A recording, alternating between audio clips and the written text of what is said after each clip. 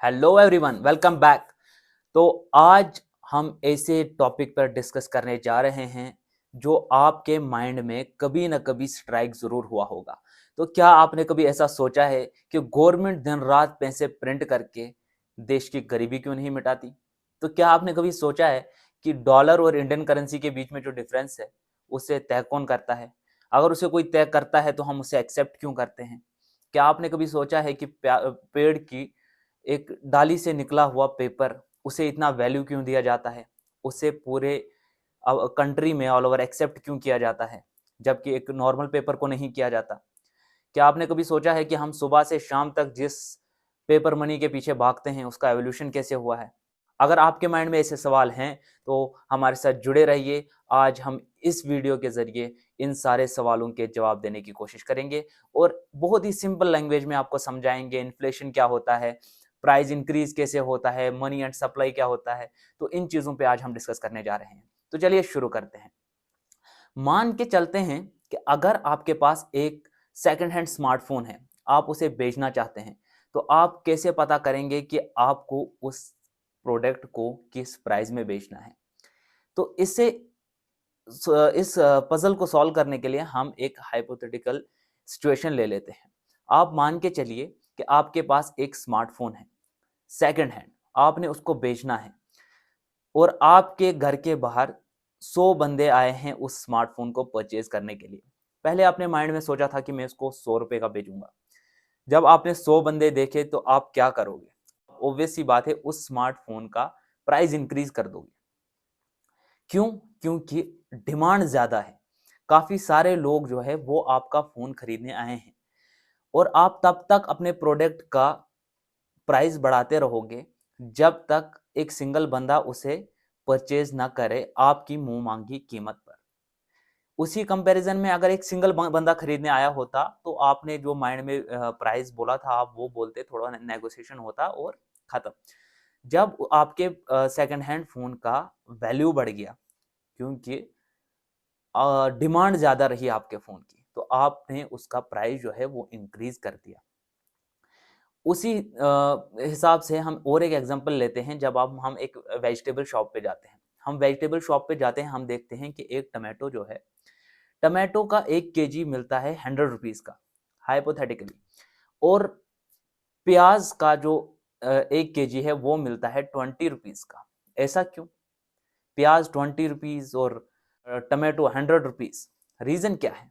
Reason है demand and supply का। अब ये डिमांड एंड सप्लाई क्या है? अगर किसी चीज की डिमांड ज्यादा होती है और उसकी सप्लाई कम होती है तो प्राइस इंक्रीज होता है, और अगर किसी चीज की डिमांड कम होती है और सप्लाई ज्यादा होती है तो प्राइस में फॉल आता है। तो वही सेम सिचुएशन है यहाँ। पोटैटो की जो है वो डिमांड कम है और उसकी जो सप्लाई है वो काफी ज्यादा है, इसीलिए उसका प्राइस कम है।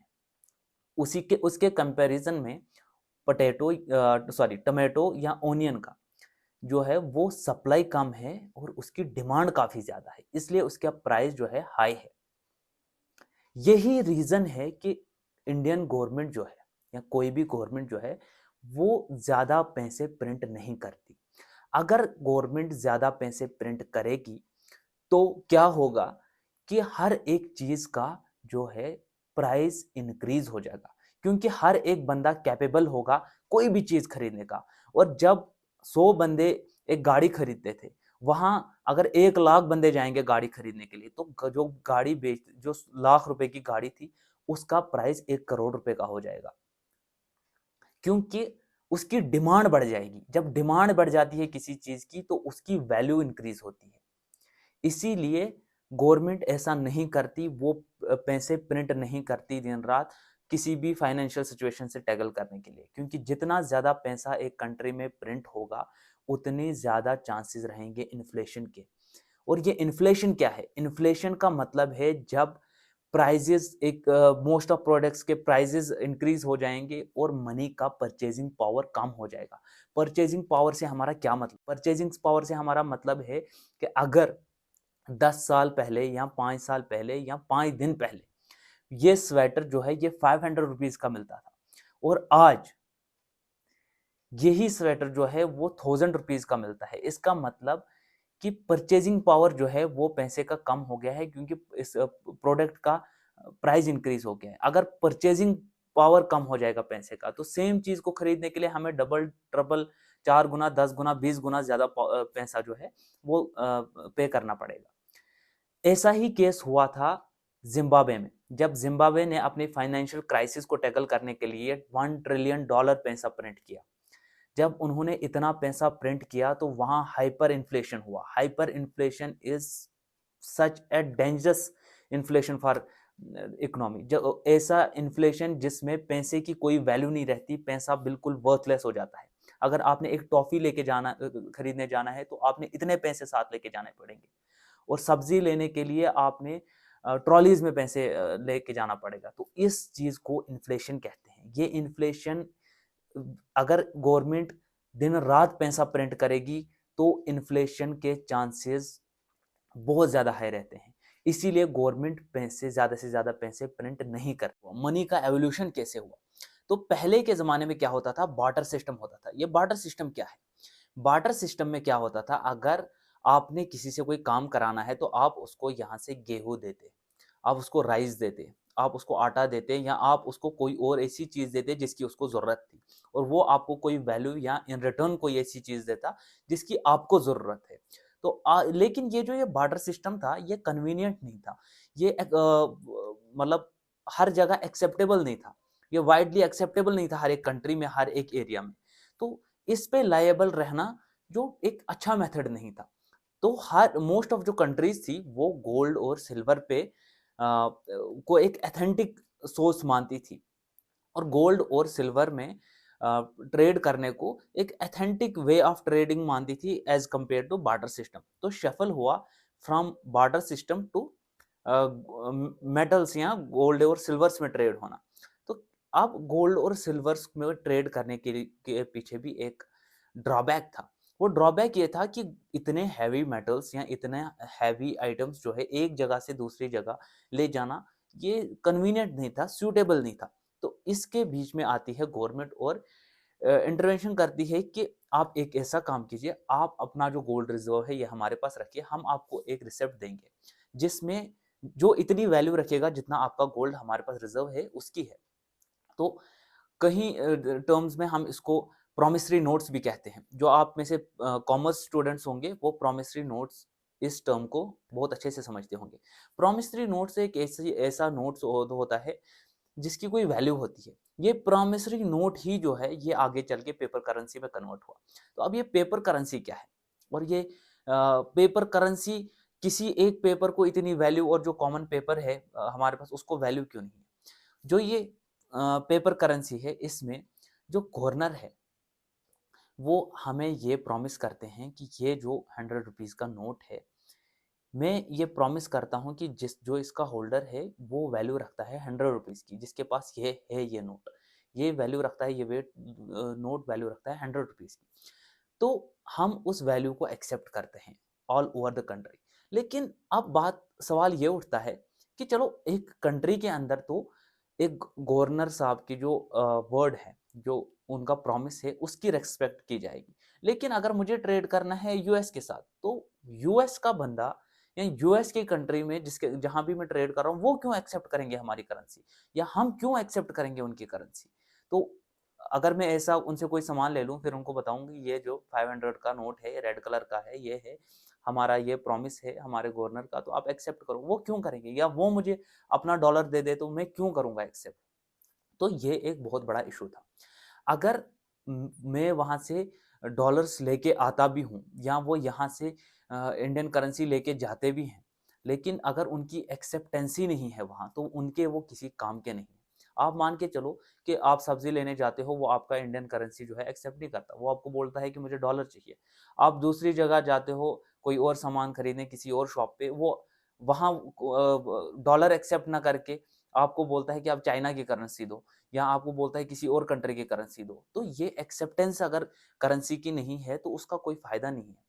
तो इसके चलते हुए सामने आता है गोल्ड स्टैंडर्ड। तो अब ये गोल्ड स्टैंडर्ड क्या है? गोल्ड स्टैंडर्ड में क्या किया गया? गोल्ड स्टैंडर्ड में ये गोल्ड स्टैंडर्ड में गोल्ड को लिंक कर दिया करेंसी के साथ। इसमें यह कहा गया कि मैं आपको एक हाइपोथेटिकल एग्जांपल से समझाता हूँ। आप मान के चलिए कि 1 ग्राम गोल्ड की वैल्यू है 20 रुपीस और सेम 1 ग्राम गोल्ड की वैल्यू यूएस में है $2।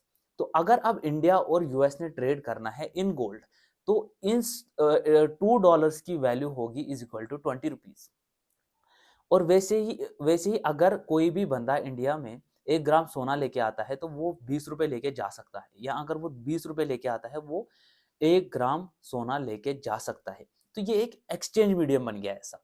तो इस एक्सचेंज मीडियम में क्या हुआ कि ट्रेड होना शुरू हो गया, क्योंकि अब करेंसी के एक्सचेंज रेट को लेके या करेंसी के एक्सेप्टेंस को लेके जो इशू था वो गोल्ड स्टैंडर्ड ने खत्म कर दिया। तो अब क्या हुआ, ये गोल्ड स्टैंडर्ड का जो इशू सामने आया वो आया वर्ल्ड वार सेकंड के बाद। सेकंड हुआ तो यूएस की जो वॉर इंडस्ट्रीज है, जो मैन्युफैक्चर करते हैं हथियार, तो उन्होंने हथियारों की सप्लाई कर the all over the world. जितनी भी कंट्रीज जो है वो पार्ट ले रही थी वर्ल्ड वार सेकंड में। तो ये बहुत ही एक्सपेंसिव एक वार रहा, जिसमें क्या हुआ, सारा गोल्ड रिजर्व जो है उसका फ्लो चला गया यूएस के पास। नियरली 80% ऑफ गोल्ड रिजर्व किसके पास था, यूएस के पास था। तो अब यह समझना है कि जब सारा गोल्ड रिजर्व यूएस के पास था और गोल्ड स्टैंडर्ड का एक कंडीशन ये थी कि एक कंट्री सिर्फ उतनी ही करेंसी जो है प्रिंट कर सकती है जितना उनके पास गोल्ड रिजर्व है। क्योंकि ऐसा हो जाता कि अगर उन्होंने कल को करेंसी चेंज करानी होती और या करेंसी एक्सचेंज करनी होती, तो कंट्री के पास करेंसी तो होती लेकिन उस करेंसी के इक्विवेलेंट उनके पास गोल्ड ही नहीं होता, तो क्या फायदा था। तो इस चीज को टैकल करने के लिए यह कंडीशन रखी गई थी कि जितना गोल्ड रिजर्व होगा उतनी ही करेंसी प्रिंट कर सकती है कंट्री। तो वर्ल्ड वार सेकंड के बाद क्या हुआ कि सारा जो गोल्ड रिजर्व है उसका फ्लो चला गया यूएस के पास। नियरली 80% ऑफ गोल्ड जो था रिजर्व था वो यूएस के पास था, और बाकी कंट्रीज जो है वो फाइनेंशियल क्राइसिस से जूझ रही थी। तो जब फाइनेंशियल क्राइसिस चल रही थी और ये जो गोल्ड स्टैंडर्ड का जो ये मोड बना था एक्सचेंज का, इसका फेलियर स्टार्ट हुआ। क्योंकि अब कंट्रीज के पास पैसा नहीं है, जब कंट्रीज के पास पैसा नहीं है तो सॉरी, कंट्रीज के पास गोल्ड नहीं है, जब कंट्रीज के पास गोल्ड नहीं है तो वो पैसा नहीं प्रिंट कर सकते, और जब वो पैसा प्रिंट नहीं कर सकते तो एक्सचेंज कैसे करेंगे, वो तरक्की कैसे करेंगे, वो अपनी कंट्री का रेवेन्यू और एक्सपेंडिचर पे कैसे ध्यान देंगे। तो ये एक बहुत बड़ा इशू क्रिएट हो गया। तो तब एक कॉन्फ्रेंस बैठी, ब्रेटन वुड कॉन्फ्रेंस। तो ब्रेटन वुड कॉन्फ्रेंस में क्या डिसाइड हुआ, वहां वर्ल्ड बैंक का जो इंटरवेंशन था, तो इन्होंने वहां डिसाइड किया कि क्यों ना डॉलर को एक यूनिवर्सल करेंसी बनाया जाए, क्यों ना ट्रेड किया जाए अब डॉलर में। तो क्योंकि सारा रिजर्व जो था, गोल्ड रिजर्व जो था वो यूएस के पास था, और उनकी करेंसी अगर वो इतना पैसा जो है प्रिंट कर सकती थी कि वो अपना कैश फ्लो दे दे पूरे वर्ल्ड को।